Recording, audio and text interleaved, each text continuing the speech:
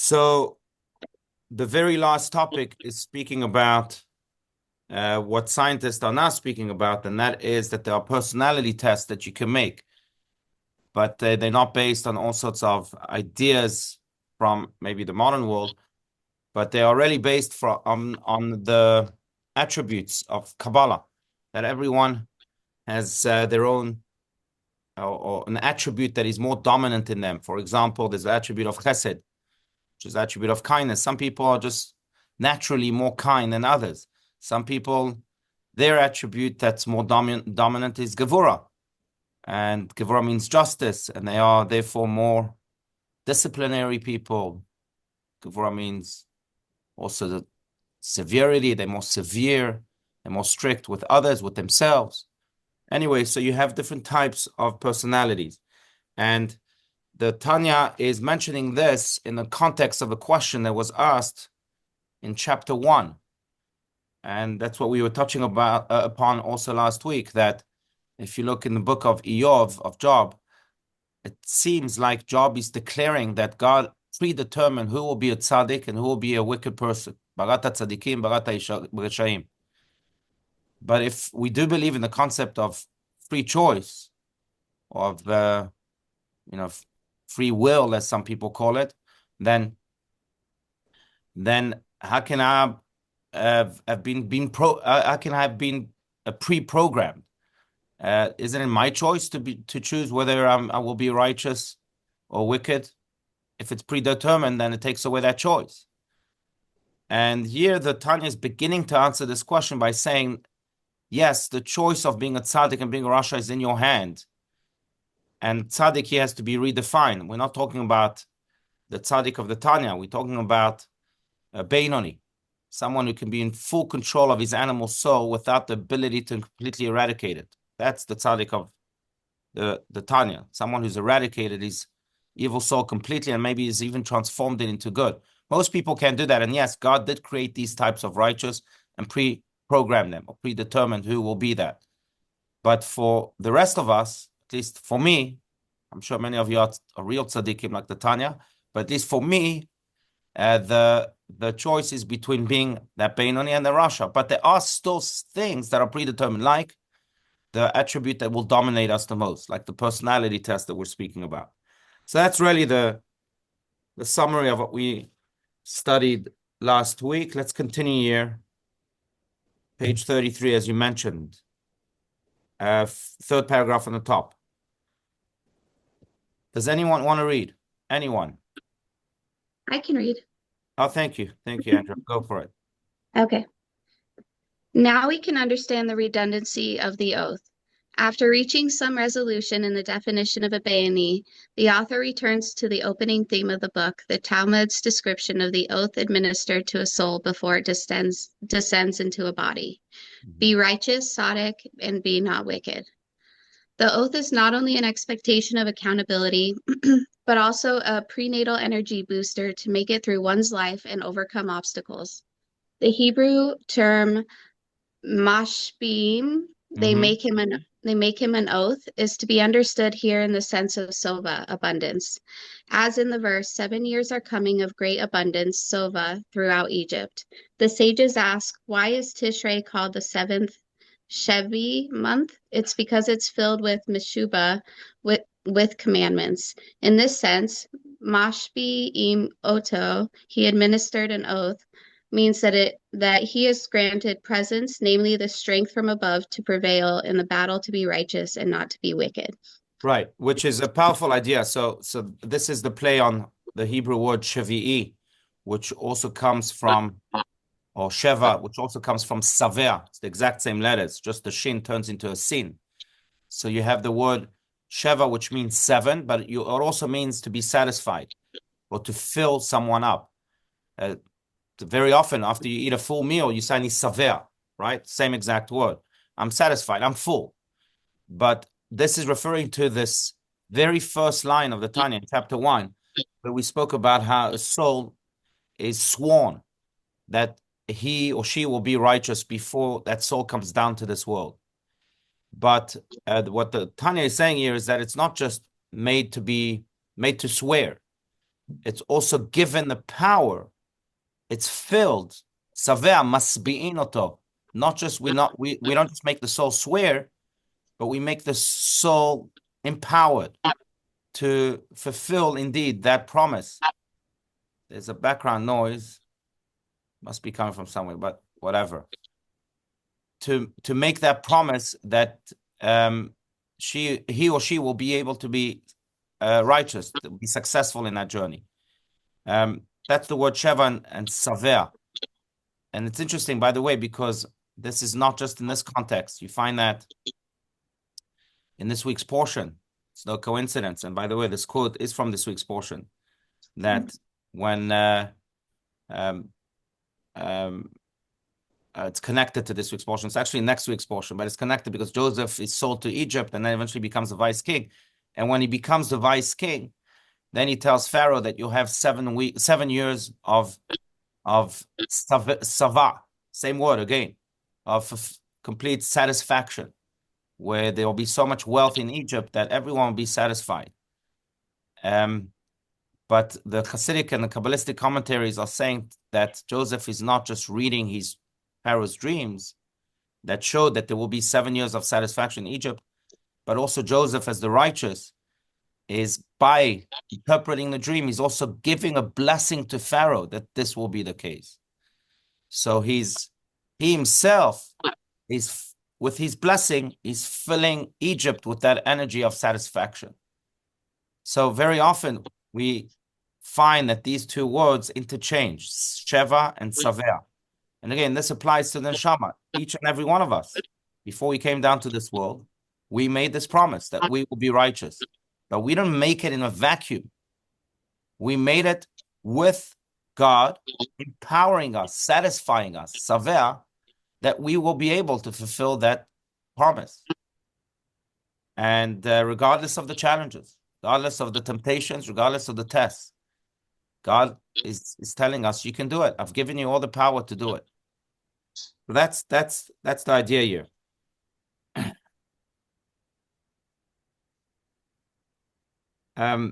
I just want to add one thing also.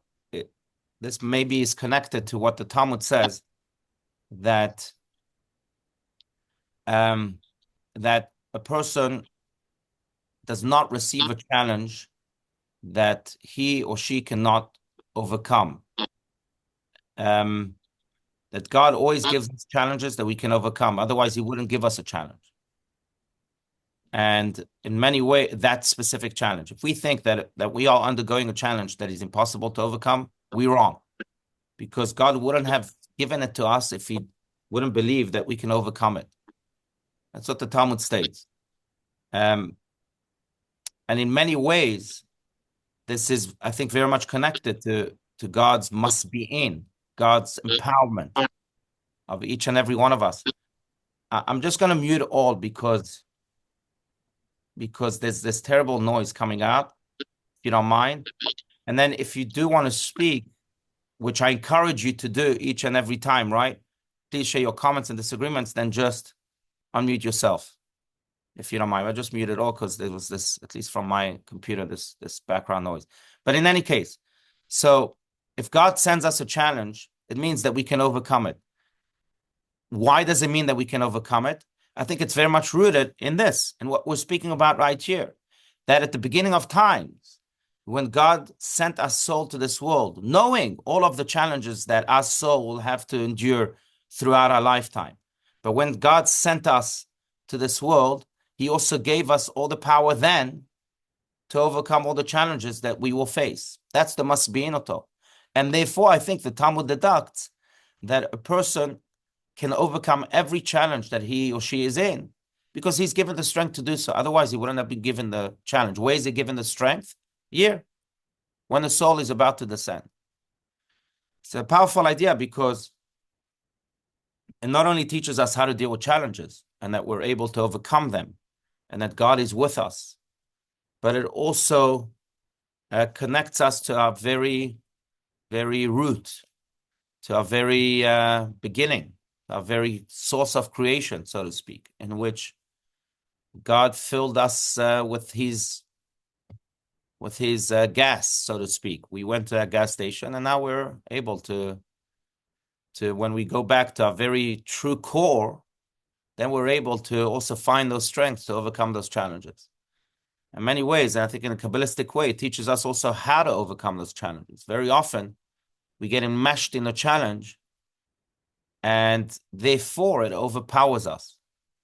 But if we're able to take a step back and say, 1 second, we're not the challenge. Challenge doesn't define us. We're a soul. Let's go back to our very beginning, to that descent of the soul, where we were just a soul. We weren't a body yet. And we weren't a soul that was floating by itself.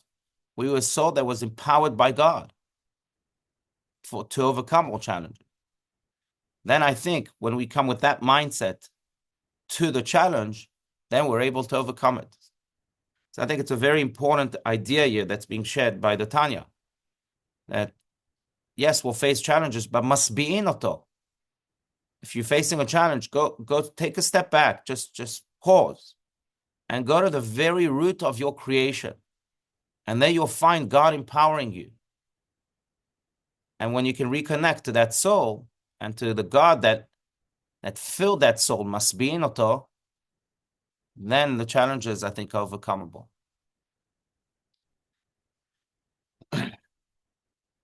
Anyhow.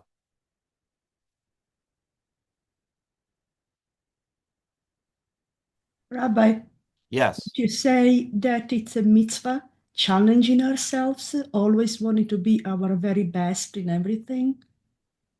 It's a good question. I don't think it's a mitzvah to challenge ourselves or to invite challenges. I think life is already filled with challenges that we don't need to invite more of them. But I think that when challenges do come our way, really the only way we can overpower them fully is by going back to the very source of our creation, which is what we're speaking about, and realizing that must be not that God satisfied us with all of the tools and the blessings to be able to Well, overcome. what I meant to say is that we have to challenge ourselves to strive to be always our very best, right? Yes. Yeah. Yeah. You're speaking about a different type of challenge. Yeah. I think that we definitely have to always grow. And many ways, as Rabbi Steinsaltz would often say, that if you think you've arrived, you're lost. Right. That we have to recognize that life is an ongoing journey of growth where you never arrive. Right. That's what I meant. And we have to challenge ourselves to be able to grow. But to invite challenges outside of us, not within, but without, Okay. that I don't think is a wise thing. Yeah. So is like giving up like not a sin, but like not allowed? Or I mean, is it a really bad thing then to give up if you're, given a challenge? I mean, sometimes you just have to. Well, yeah, I understand. Yes. If the giving up is part of the strategy to overcome it, but to surrender to the challenge and having the challenge overcome us. Look, I mean, it often depends on the type of challenge. And I recognize that people go through, and I see it every day as a rabbi, people go through unfathomable challenges. And sometimes we don't always see the ability, our ability to overcome the challenge. Sometimes it takes a lot of time. But I do believe that sometimes challenges can be paused. We can say, okay, I'm not going to deal with it right now. Maybe right now I don't have the capacity to do so, but my pausing is not a type of surrendering. It's just a pausing. Look, there are challenges that are also in their external layer not overcomable, but in the internal layer are certainly overcomable. I'll tell you the story of my dear friend, Levi Deitch, who passed away from pancreatic cancer at a very young age, in his 30s. And I remember that really just shortly before his passing, he gathered his entire community in Virginia, and he told them a story. It was almost like a farewell address. He told them the story of the two brothers, Elimelech and Zusha, two Hasidic brothers who imposed upon themselves some type of exile to suffer on behalf of the Jewish people so that the Jewish people wouldn't have to suffer. And they would go from town to town in Poland where they lived. And they made sure not to sleep in one town more than one night. They would really be nomads. And they arrived at this town late at night, and they had to go to the local hotel to sleep. So they walk into the lobby, and there's no room, but it's freezing outside. So they said to them, you know what, we're gonna sleep here in the lobby next to the fire. And it was really, really cold. So Elimelech tells Zusha, look, there's only room for one of us to be close to the fire. The other one will be a little distant from the fire. So what will happen is that let's make a deal. Zusha, you go close to the fire for the first half of the night, and then I'll wake you up, and then we'll change. For the second half of the night, Elimelech says, I'll be close to the fire. Okay, fine, they made that deal. This is, again, remember, Rabbi Deitch telling the story to his community. Anyway, they go to sleep. Zusha's close to the fire. And shortly thereafter, a bunch of drunkards come in. And they see these two Jews sleeping next to the fire. They said, okay, let them entertain us. And they said, well, let's just wake up Zusha, who's, that Jew next to the fire, because he's selfish. He's sleeping next to the fire. He's letting his friend freeze. So we'll have him, as a punishment, we'll have him wake up and entertain us. So they wake up Zusha and they ask him, dance for us and whatever. And Zusha does that, and he's suffering through it, and he's dancing and dancing. And eventually he collapses, and he goes back. And then he tells Elimelech, okay, it's your turn to sleep next to the fire. I was busy, if you noticed, but it's half the night already. You go sleep next to the fire. I'll go in your seat. So they both go back to sleep. The drunkards are still there drinking. And after a while, the drunkard said, we're getting bored. Let's wake up now the other guy, the one that was further from the fire, to entertain us. Okay. Not realizing that the guy further from the fire is the same guy. So Zusha is awoken again. And again, he has to dance and dance and dance and dance until he collapses. Anyway, in the morning, the drunkards are gone. In the morning, he tells Elimelech, his brother, the whole story. He says, I don't know, you slept well, but I didn't sleep at all. They thought I was you in one point, and I had to dance for them, etc. So Elimelech says to him, Zusha, I understand, but we also believe that everything happens from God. So what lesson did you learn from this? And Zusha says, I learned two lessons from this. That if you are picked, if God picks you, there's nothing you can do about it. Rabbi Deitch tells his community, I guess God picked me to have this terrible disease. There's nothing I can do about it. But lesson number two is I can choose to dance through it, like I did all night long, as Zusha said, or just to surrender. And I chose to dance through it. And Rabbi Deitch tells his community, I'm going to dance through it. So sometimes we can't overcome the outer layer of the challenge, but we can certainly overcome the inner layer of the challenge. A disease like that is debilitating. It's very few survive from it. So that's the outer layer of the challenge. But the inner layer of dancing through it, that's our choice. It's not easy. I can't even imagine how hard it is. But that's how we can never give up. We might give up outwardly, but inwardly we never give up. But thankfully, not most challenges are not as difficult as this one. So most challenges really should, certainly inwardly, we should face them with the same zest and the same vigor and determination as Zusha and as Rabbi Deitch. Anyhow, because we again must be in order to reconnect this, because must be in order. We're given the strength to do so. Given the strength to do so. I mean, we don't have to go back to Zusha 300 years ago. We can go this year. We have plenty of heroes to learn from since October 7th. On October 7th, since October 7th, people decided to really face the challenges with tremendous defiance. And that in of itself comes from, again, the must be in Oto. And I really believe what they all have in common is what we said, that they all had the realization that we are not defined by the outside. The only thing that can define us is the inside, is our soul. So we better act like souls. Souls dance. So we'll dance too. Yes, dancing comes in all sorts of forms, but we'll dance too. And that comes again from this Masbinoto, from the very beginning of our journey here as we descended to this world. Jordan, I think you wanted to say something. Maybe I heard someone else. Yes, I just as we were talking about the soul, Yeah. I was drawing a blank, so I was hoping you could remind me when is it that our individual souls are actually created? Is it at conception? Is it at some point in gestation? Is it before conception?